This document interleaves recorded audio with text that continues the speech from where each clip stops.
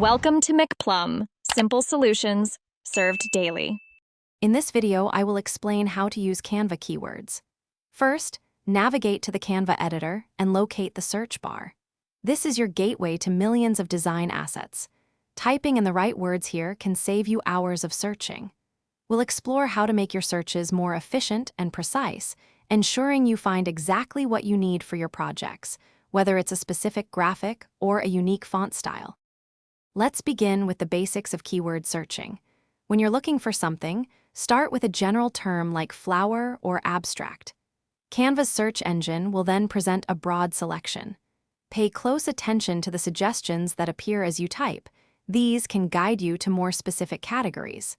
This initial step helps you get a feel for the available content before narrowing down your focus. Now, let's dive into some advanced strategies to supercharge your searches. Try combining 2 or 3 keywords, like blue watercolor flower, to pinpoint exact styles. You can also use filters to refine your results by color, orientation, or even whether an item is free or part of a pro subscription.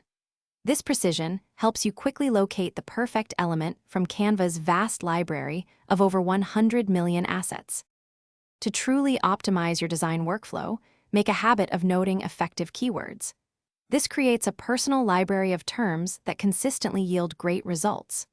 Also, keep an eye on trending keywords within Canva to stay updated with popular design aesthetics.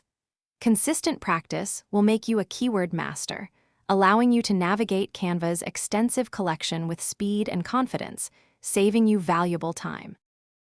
Thanks for watching. Stay juicy and subscribe.